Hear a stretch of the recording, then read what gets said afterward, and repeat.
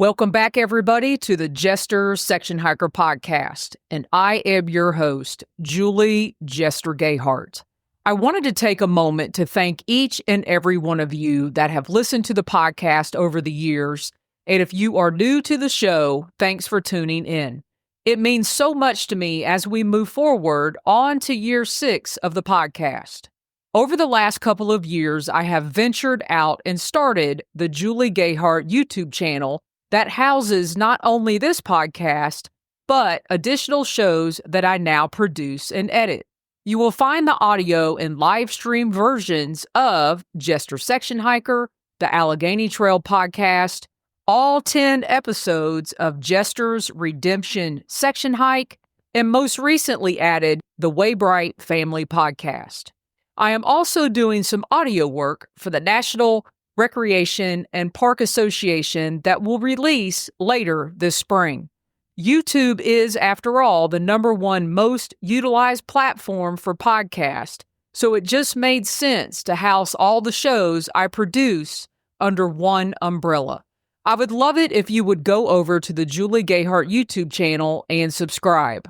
Once you subscribe to the channel, you will see how YouTube gives me the flexibility to categorize episodes and topics. A much easier way to follow along with all the shows and connect with me by leaving comments on each episode. I love responding to your comments and connecting with you all. It's a great way for us to communicate with each other. Once again, I truly appreciate your support. And now on to this week's episode.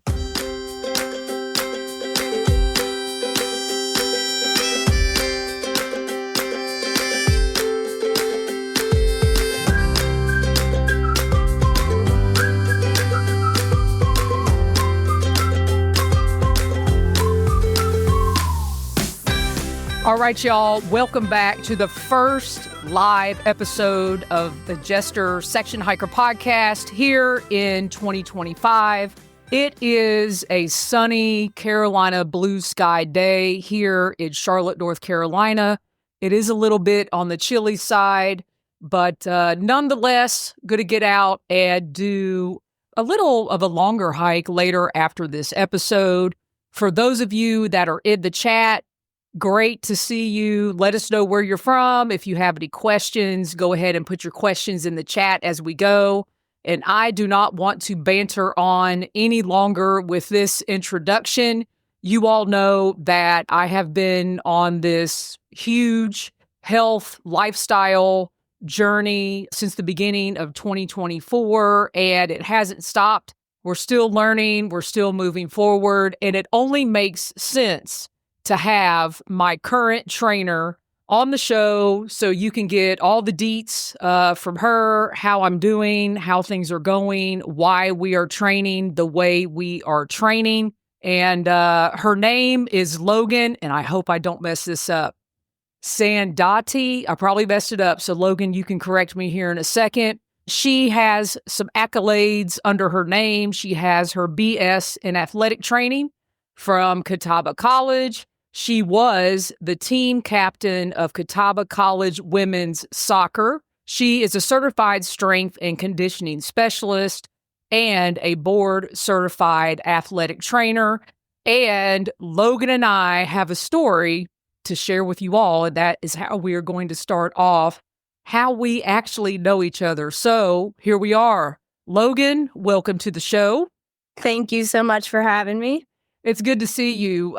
So I already gave your accolades. Everybody knows you have what it takes to train, but we're going to get more into that. But I want to tell our story because if you've been listening to the podcast for a while, everybody knows I'm an educator. Everybody knows that I worked at a certain high school for almost 18 years.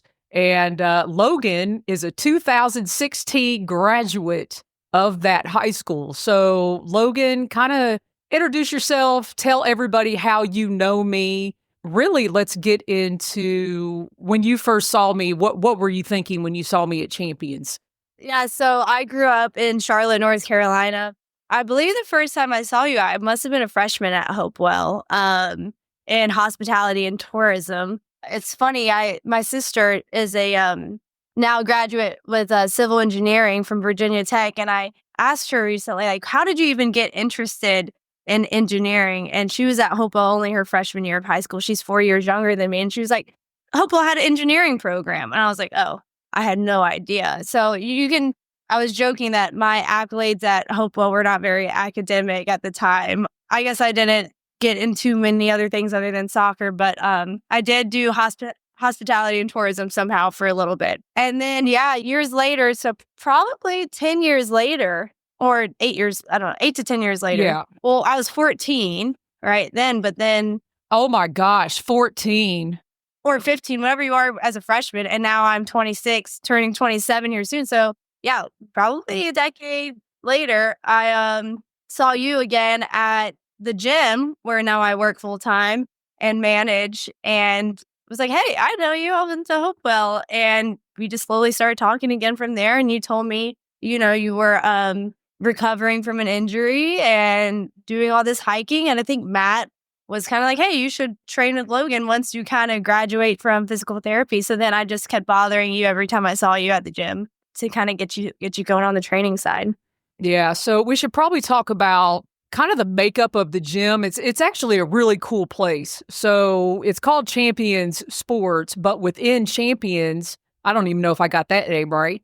Within Champions, there is, physical therapy, which is where I rolled into the place. There's a speed school, and it's not your traditional gym. There are tons of things going on at once. Could be high schoolers training, D1 level athletes, people like myself recovering from injury. So kind of tell your history and your story of you working at Champions, and what kind of place is it? Yeah, so Champion Sports Performance has been there for 13 years. I'm coming up on year 6 myself now. Champions, at one point, that was the only thing that went on in that facility, which was we consider ourselves a family training center to where we were training adults. Obviously, we love it when it's the parents of our youth athletes, but we train all different types of adults and getting them just, stronger, healthier, and confident. And then our youth program is really focused around teaching the fundamentals of athletic movement. We say, we want to empower every kid with improving their speed, strength, and confidence so they can be successful in any sport, really. It's not a specialized program. It's more of a generalized approach, athletic training approach. So that's what we do. But now the setup does have 2 more tenants, which brought in architect, which is physical therapy. So that is not our business. We just share the space with them. And then there's Mental Edge Fitness, which does neurofeedback training for the brain, which is pretty awesome. So truly inside of our facility, that was once a car garage, like a fix-up shop, I would consider have every tool to, treat every family and like a very high level athlete with the neurofeedback training, actual performance training, and the physical therapy side. It's a really cool concept, and there's always something going on there, which at what I'll call a traditional gym, I just find it so, I don't know, there's always kids running around. There's people of all ages. There's people there doing physical therapy. And it makes sense. It's a natural transition if you have an injury and you're going to intensive physical therapy there, that you would roll over maybe into some classes or into working out with a trainer. And I will say, once we realized we knew each other, that every time I went in there, you were like, come on, you should go, check out this highlight class and this and that. And I looked it up. I was like, nah, I don't do that stuff. I don't know how to lift weights. I don't know anything about it. And quite honestly, it was very intimidating until I realized, what this is, the type of mindset that people have that go to Champions. And, like you said, Matt, who everybody has met, he was on the podcast, said, hey, you should go train with Logan. I said, well, she makes the logical sense because she's been trying to get me over there. What has it been like? Let's go back to initially when we started working together. So somebody like me comes over, middle-aged adult, recovering from an injury, loves to go hiking. Like, my world is hiking. This podcast is about hiking. I literally had a midlife crisis with the injury to realize everything that you and I are doing, I should have been doing a long time ago. So when somebody like me comes over to you, what are your initial thoughts? How do you start working with somebody like me? Well, first, I think everyone should comment who they want to hear more from, Matt or myself. Y'all, they have a contest going on. And Yeah. we'll probably talk about this on Tuesday. You know, who had the most views on the episode. Yes. There's a wide range of people that we see, as you mentioned. But a lot of times, I think there are more commonalities than most people would expect. Of course, we try, even with our athletes, to give everyone that individualized attention. You know, whether you are 30 training for a marathon, or 50 rehabbing from an injury, or 70 and wanting just to be able to pick up your grandchildren. Again, a lot of us need the same thing, or a hiker, right? Like anyone, I feel, benefits from strength training. And that is a scary word for a lot of people. So I actually say resistance training more time because I think that sounds nicer. Like really training to stay ready. Everyone thinks I'm different, right? I can't train with that person because they don't look like me or they don't do the things that I do. But I think if you break it down more times than not, we all need the same things. But we all move differently and have different injury histories and things like that. So that's where I think for our program, we don't usually see anything more than 12 people in a class. It's very easy to modify different movement patterns. But if you break it down, a squat, how you can load a squat. Okay, you could do a wall sit and just hold a squat. You could do a kettlebell squat, a dumbbell squat. You could front rack a squat, back rack a squat, do an overhead squat. So there's a lot of variations just to the squat pattern. If you can progress people appropriately, again, they all benefit no matter where they're at in their fitness level. And that's what we do at Champions, is we make strength training very simple to where no matter where you're at as an individual, you can still be part of the group, part of the community, and, enjoy all aspects of strength training in a way that you probably thought you never could. And one of the things that I will say is all the trainers and everybody works there, whether you're individually training with a trainer that day or you have a class, you start to see the same people. I mean, you learn the ones that are like really into it. They're consistently coming, class after class or training after training. And we all kind of get to know each other. And the next thing you know, like I'm walking in, like high-fiving another trainer, Daniel. I mean, you don't walk past Daniel without like high-fiving, right? And Daniel is this former WWE or WWF guy, right? And Olympic trial athlete and current professional track and field athlete. He does shot put. All-American from Chapel Hill. But after that, he did go into WWE for a period of time. And I feel like every time I'm getting ready to high five him, he's going to like knock my arm out of socket. So it's just like this big, massive guy, but the most friendliest dude, right? Yeah. And, you get to kind of learn what's going on. And that takes time because it is intimidating when you first start. And let's walk people through the process. So when you and I, like our first day of training, you had me get on this freaking InBody devil is what I call it.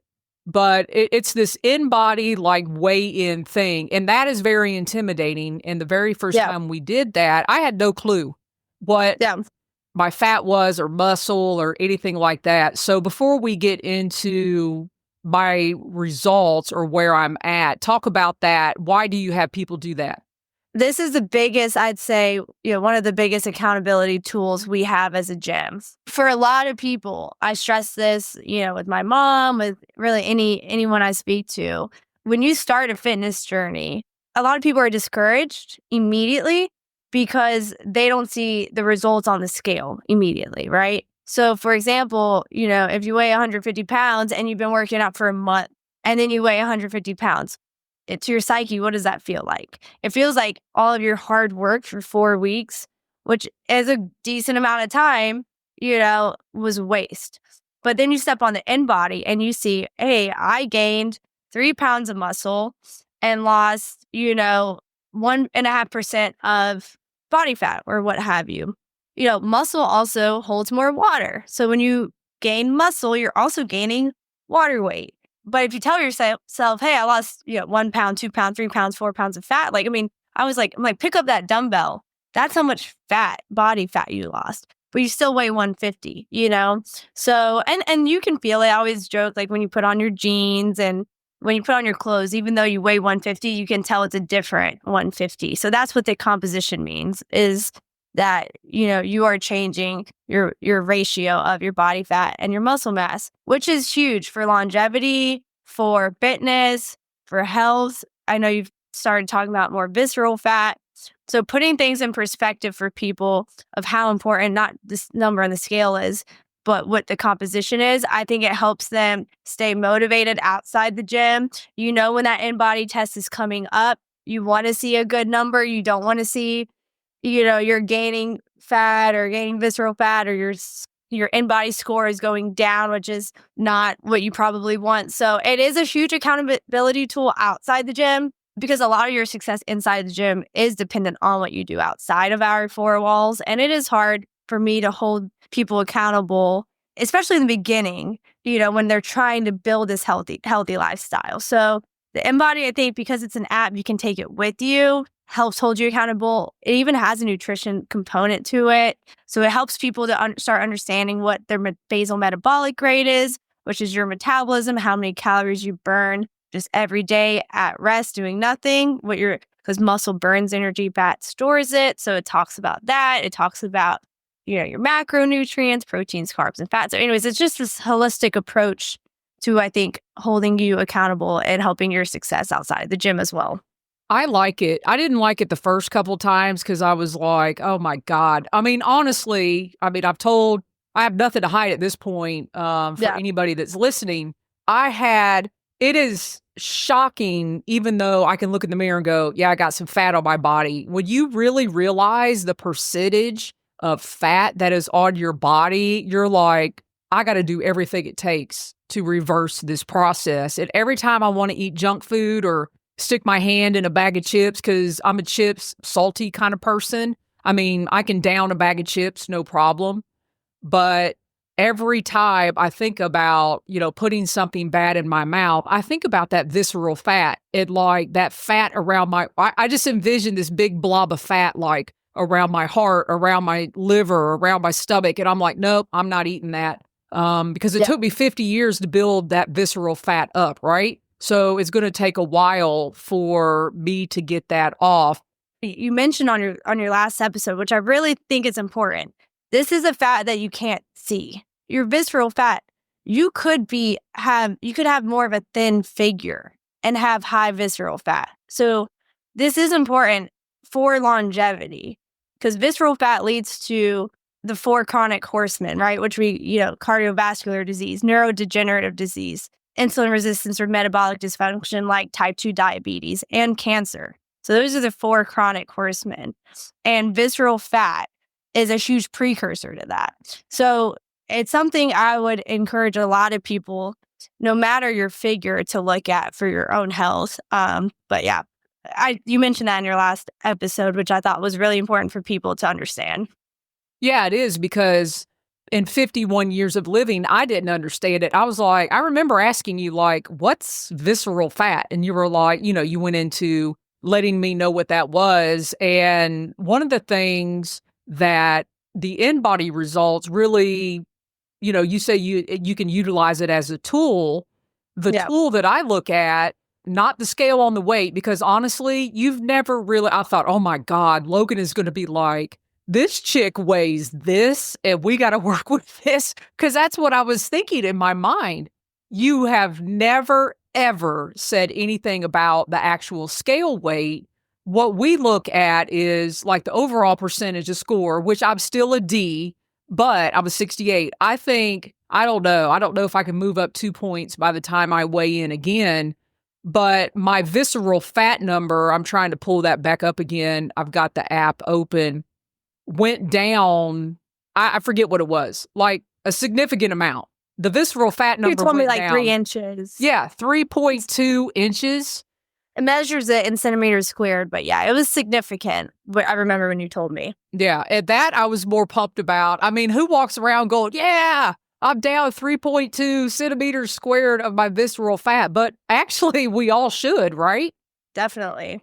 So I guess we've harped on the InBody enough. And this is my, first time going into that, but it is a vital tool, that we need to utilize in our tools. Like, I have a few apps on my phone right now, like MyFitnessPal. I have actually started tracking my calories and my macros based on what the InBody, results have given me. I think we're both going to be surprised when I weigh in again in February because I could already feel the difference and I'm actually eating more calories. So, yeah, talk about that a little bit because I was afraid to eat almost. Like originally you were like eat 1,500 calories and 150 grams of protein, but I've actually been eating more. Yeah. So as your composition has changed, your what you eat has to change. And I think this 2 episodes ago maybe, but you mentioned it like you're viewing food more as fuel for your training. And I think that's a very healthy approach to eating.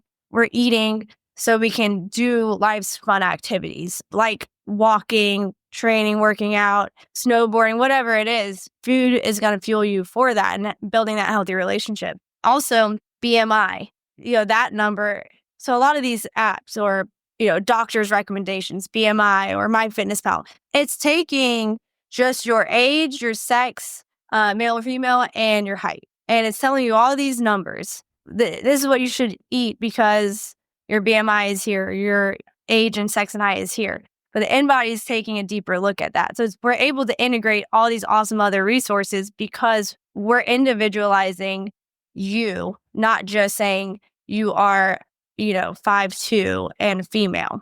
It's taking it much deeper, the InBody is. So I think that's also a huge component to why I'm a huge advocate of it. It's not just a number, it's Julie.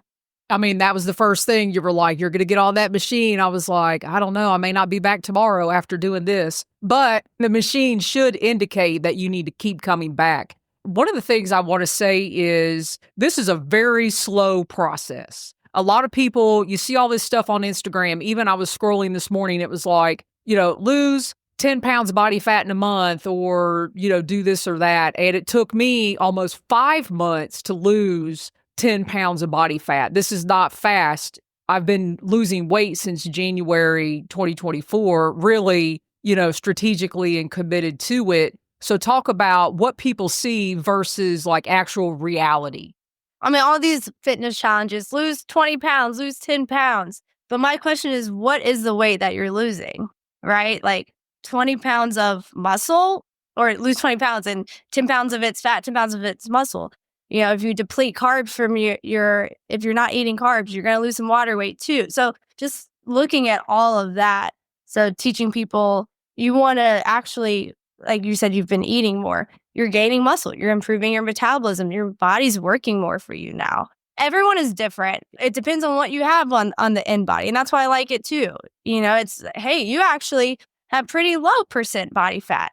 That's why you need to eat even more. So, there's the approach to, this is another approach to how we as champions individualize things for people. The training for people is, there's not one timeline that fits all. But I think when you sit down, you look at your goals and you see where you're starting, it's much easier. When all you see is a scale number, it's hard to really have you don't know your basal metabolic rate, when you just step on a scale. So you don't really know your true starting point. But I think you make really small, realistic goals. Like, what are their SMART goals? That is a good, thing to follow. I don't know how you create your goals, but I like to objectify goals, make them realistic. We have you have the accountability in place with myself and the InBody. So once you start kind of getting objective numbers, I think then you can, create your goal from there, your micro goals. And that maybe is gain a pound. And you can put this in the InBody app. I want to gain a pound of muscle and lose half a pound of fat in 4 weeks. And it'll say, hey, adjust your macronutrients accordingly and do this activity level, weekly. And if you follow that, and especially if you have, a trainer or someone helping you along the way, I think you're setting yourself up for success. And it was shocking to me. So my body, if I do absolutely nothing, I think it's 1,440 calories I need to eat if I just do nothing. And that, when you learn the minimal calories that your body needs just to operate and function properly, that opens your eyes even more. Okay, so I'm going on X amount of hikes a week. I'm working out, strength training, X amount of, or resistance training, X amount of times a week. And, when you were first telling me, hey, you need to eat X amount of calories, I think I even said this to you the other day. It's hard for me to eat that much, but I'm trying to up my game because I think for years I never ate the right amount of food.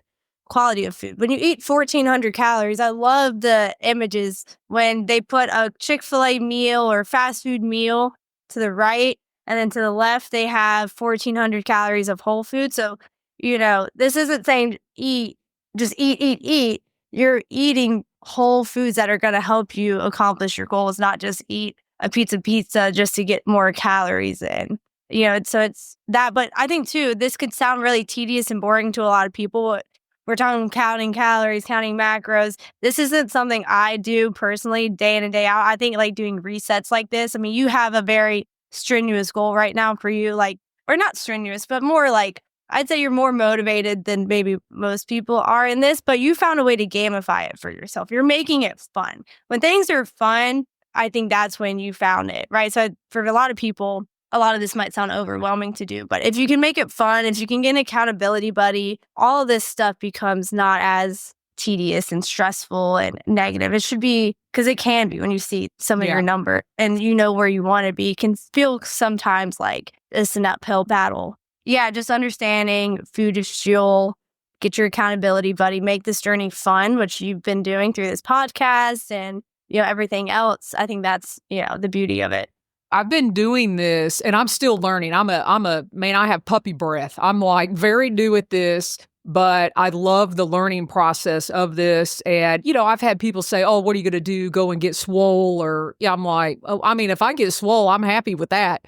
I just want to be able to hike. If somebody calls me and says, hey, we're going on a 10-mile hike today, I'm in. I'm the first one there. I have my bag packed and I'm not afraid of getting injured. I know my abilities. I'm ready to go. Yeah. And I think I even mentioned this past week or the week before, I have actually felt like running.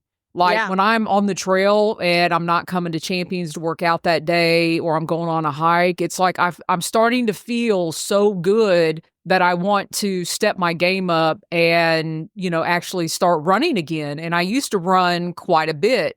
But, my mindset was, well, the older you get, you shouldn't run. And really, it's the fatter you get, you shouldn't run. So the fatter I was getting, you shouldn't run. But now you've been having me do on some days we do really aggressive workouts. On other days we do lifting. I don't know what any of it means. Or what the names of the exercises are, but why don't you walk people through what you first had me do, like a typical workout when I first started working out with you, and then kind of progress kind of where we are now? Because we see each other on a one-on-one basis twice a week. I know you do our highlight class as well, but what you described to me is you do a lot of hiking, walking. So I don't want to spend any more time kind of doing that lighter cardio. You've expressed to me, obviously, that you want to see a change in your composition. You want to add more muscle after seeing the InBody and lose more fat. So to do so, I prioritize a lot of resistance training to flip your metabolism. So that's how we started. And really part of strength training too is mobility training. So for a lot of people, strength training, again, it looks different for everyone. At first, we just have to improve your mobility. So using lighter resistance, is how we start. But now we've progressed you to, because your mobility is improved, to load you up a little bit more in different positions. So as you've expressed to me, hey, I want to now track as I get, start lifting heavier. All right, so let's do a 3-rep max trap bar deadlift for your lower body strength and a 3-rep max for your bench press, just because, again, you like numbers. I can identify that for you. Some people might not like that, and you don't have to do that approach for them. But because you love numbers, I felt that a 3-rep max is a safe max, right? We're not doing a 1-rep max because that can lead to a little bit more risk if our form isn't as, as good. So I think too, for a lot of people, understanding it doesn't have to be you are collapsed on the floor, just dead tired for it to be good. Like, you can breathe and, not hate your life during a workout, and it can still be beneficial. I think even on the youth athletic side of things with parents, they're like, hey, you have permission to beat my kid up. And I'm like, they don't need that every time. I'm not saying, sometimes it's appropriate. Like, sure, let's test, the mental resiliency of your athlete sometimes. You don't get burned out of things you enjoy. Strength training or working out should be enjoyable. If you don't enjoy just being beaten up every day, that is okay. You can still get a great workout in that's going to help you achieve your goals. So that's how we've approached it, is just by, again, like I said, showing people who are new to the gym that strength training doesn't have to be the scariest, hardest thing of your life. And you still see the benefits on the trails, on your composition, more specifically for hiking too. Sometimes for the general population as well, doing things like higher reps. So kind of that 10 to 12, 3 to 4 sets. That's kind of the approach we've started with. We've moved up to kind of 4 sets on things. Yeah, that was one progression. Like, we started with 3 sets, 10 to 12 reps. And then, now we've progressed to 4 sets. And I do encourage people sometimes to go less than the 10 reps. Like, I tell you, hey, if you can only do 8, but you're doing it at this weight, I'm okay with that, because I think a lot of people get stuck at the 10 rep thing. There is value in going heavier and doing it for 6 to 8 reps. That will get you stronger as well. So playing around for you with that rep range, but then the next week or next month, you're now doing that same weight that you once did. First 2 sets, you did 10. Last 2 sets, you did 8. Now you're doing all 4 sets at 10. And then, again, you can continue to progress in so many different ways. But that is kind of what we followed with you. And now it took us, 6 months to get a baseline for your trap bar deadlift. So we didn't start with just like 3-rep maxing you out. I know. I lifted, I don't know what it was. I think it was 145. And I was like, well, what normally do people do? And you're like, well, like 4 times their body weight or something like that. I'm like, nah, I ain't doing that. Yeah. Like, for athletes, we try to get our college athletes, 2.5 times their body weight on a trap bar deadlift. But that's, again, at college. Yeah, 51-year-old Jester is doing good at 145. And I'll get better because I want to get better. One of the things I was going to say, too, is I have really noticed, and we've talked about this, when I go out to the trails at my local nature preserve, we have Crowder's Mountain, which is a local state park. I mean, the trails I used to think were like, in my mind, I knew I had a tough time on. They're not as tough. And that is a great feeling. And I mean, I've been hiking a long time, but I used to go from the couch to the hike. And, when you go from the couch to the hike, I was like, man, hiking just hurts, but I love it so much. And now I'm like, I'm just not hurting. And, people are like, well, you're not doing this, you're not doing that. And I'm like, you don't really know what I'm doing. And now I'm going to give you a taste of what I'm doing. And this is why it works. So another comment I get a lot is, oh, well, that just costs too much. It costs too much to have a personal trainer. It costs too much to eat healthy. It costs too much to do anything.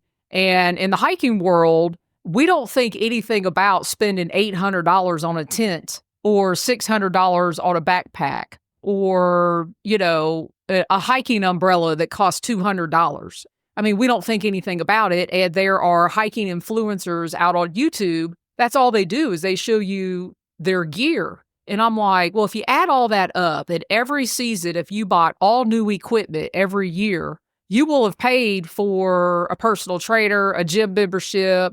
I've just kind of flipped a switch in my mind. I don't need a lot of new gear. I need a body that when I retire, I'm going to go hike the trails that I've been wanting to hike and dreaming about the whole time I've been working. So that also is another flip that has happened for me, because I don't want to be the person that retires and they can't move, and, they have to have surgeries and they're having their hips replaced and all these things.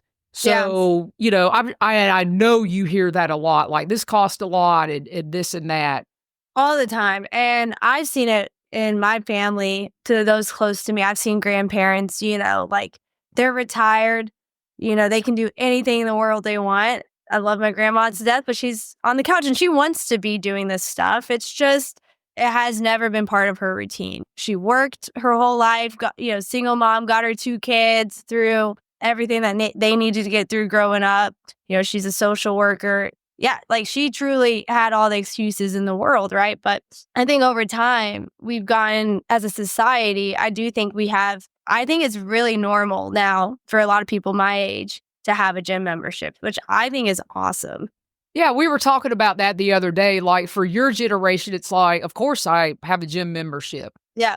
So it's just prioritizing your health, making that, I think, make it part of your budget. And it doesn't have to be expensive. It doesn't have to be the personal trainer. You just have to figure out what works for you, what's fun. In my mind, I kind of say it's training for life. I want, in my personal life, and I think a lot of people identify with this, I want to fear less. I want to say yes to any and every physical opportunity I can do. And like you want to be able, I mean, you've worked so hard, your whole life, especially as a teacher, that now this is like really the fun part, right? You're entering, I think, the most beautiful phase of life where you get to celebrate all your years of hard work, and you want to have a body that's capable of doing so. And I can't think of a more important investment for someone like yourself to make, to be healthy and enjoy all of life's wonderful activities, especially outside. So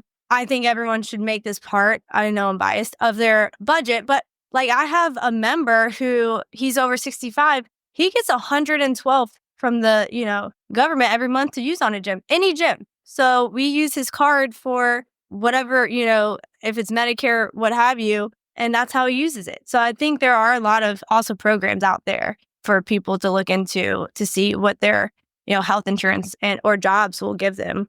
Yeah. And I think I see him there quite a bit. If I'm thinking of the gentleman, there's several gentlemen that are older that come and work out. They kick my butt. So we have a 78-year-old in the gym. He actually wants to do like a silver sneakers program. He came up to me. He bought me coffee at Starbucks, set up a meeting with me to tell me that he wants to start training a silver sneakers program. So we'll see. It is cool that a 78-year-old wants to be a personal trainer to help others like himself. So it is a really cool gym that I get to hear myself a lot of inspiring stories. And a lot of people tell me, you'll understand one day, So when I have these conversations with people, because we don't get a lot of 20-year-olds. So I am speaking with a lot of, 40, 50, 60 and up people day in and day out. And all I can say is it is amazing. It's inspiring for me.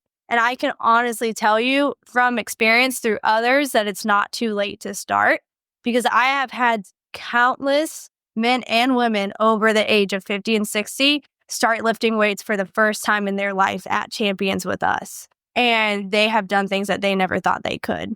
So it is not too late if there is anyone. I know I'm 26 and what do I know? But you know a lot. So just to say it's not too late for anyone. Well, and I see it there. I see all different ages, and that's one of the cool things that I like. And you've even had, like, I forget the kid's name. He's one of the high schoolers there. He comes over and, he and I have done finishers together. He and I are counting down together, and I don't think he sees me as the old lady that I feel like when I'm doing that with him, or the girls that come in after me that you train. That are on their high school soccer teams. It's like they come over, we're chatting before you get started with them. And, young people are resilient. They don't think anything about it. A lot of those high school girls that you're referencing experience how you felt. And this is what I think is invaluable. 2 things. 1, Champions is a scary place for most people who've never been in a gym, even if you've been in a gym. So understand, a lot of people, even high school girls, Julie, felt the way you felt starting. I mean, Megan, who you see all the time, she told me she cried before she came into Champions for the first time because she was just had so much anxiety, or, you tell yourself it's not going to be fun, or whatever negative self-talk you kind of, which is so normal. But now she loves it. She runs up to us every day, says hi. It's, it's a really fun, environment for her. I want people to know too that, like, oh, that's part of it. I think it's something worth, just because the big life lesson for her is, you thought something was about to be the worst day of your life, and it ended up being something that you really value in your life. So just saying yes to opportunities that are really scary. And I hope she and all the other high school, especially girls, young females, this is training. I say training for life. I tell my parents, like, I'm not guaranteeing your kid's going to get a college scholarship, or I'm not guaranteeing, Julie, you're going to be the most swole woman in the world. Come on.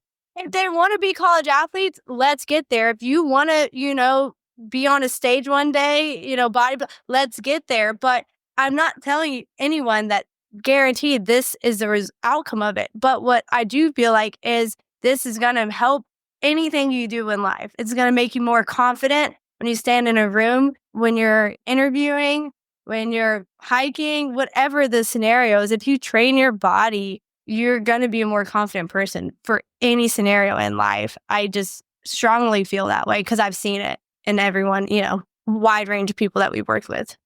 On that note, another thing that fuels me besides my InBody results is in the workouts themselves are my students, because I tell my students how old I am. Well, I try to have them guess, and they don't really want to say. They're like, 40, 42, or somebody will say 27, and I'm like, oh, that's great. And I tell them I'm 51, and they're actually in shock. Somebody who's 14, 15, 16 years old, they have me in the grave. And when they realize, like, dang, she's working out, and, every once in a while I'll do like squats or lunges in class to like try to wake people up or freak them out. Like, what is she doing? I just think it's so different. And it's a compliment to me when the kids are like, dang, you're 51? That's awesome. Yeah. Because I'm their grandma. Their grandmas are 51. But being that role model too for a lot of us, like, I joke that it's so easy. I get credit cards thrown at me for kids, right? When parents are their kids, they're just throwing their cards at me. Not really, but then I ask, well, what are you guys doing? What are you doing for yourself? And sometimes it's like, hey, I'm just, I want to get my kid set up first, and then you ask me about myself later.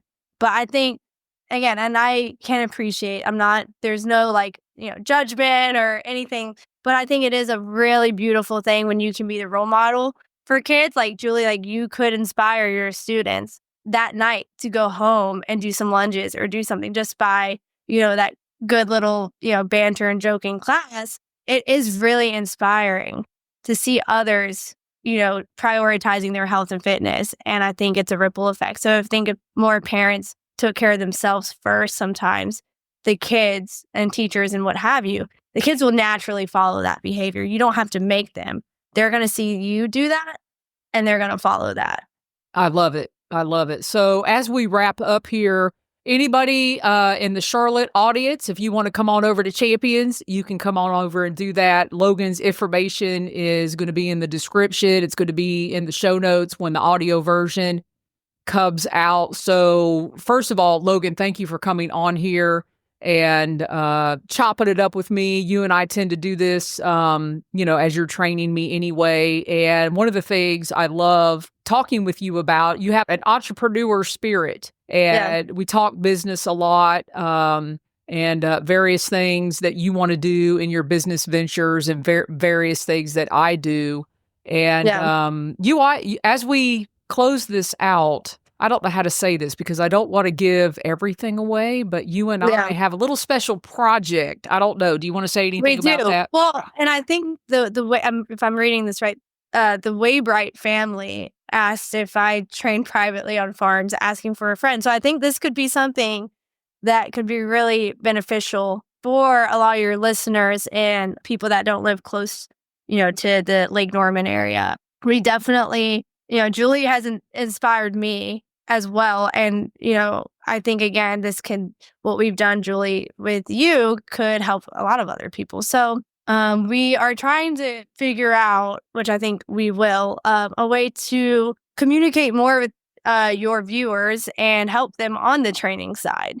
We have an app-based program that I can be your virtual coach, and Julie can be your cheerleader. And we help you on the journey of, whether your goal is to have some PR hikes or just feel better hiking, improve your own body composition, what have you. This training program should kind of check all those boxes.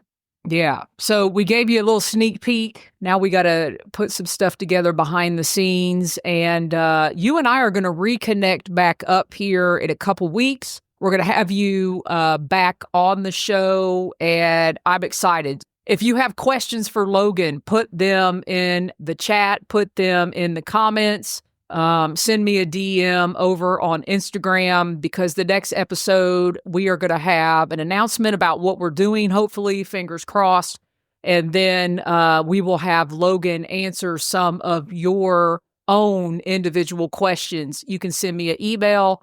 All the information's below. You can, if you're Charlotte-based, North Charlotte-based, you can reach out to Champions Sports, Lake Norman, Cordelius location, and I'm sure Logan will be glad to chat with you. So, Logan, appreciate it. I don't have anything else. Is there anything else you want to leave the listeners with, or we'll leave them with we'll be back, and we've got something in the works. So I'm gonna flip the screen over here and kind of close out the episode.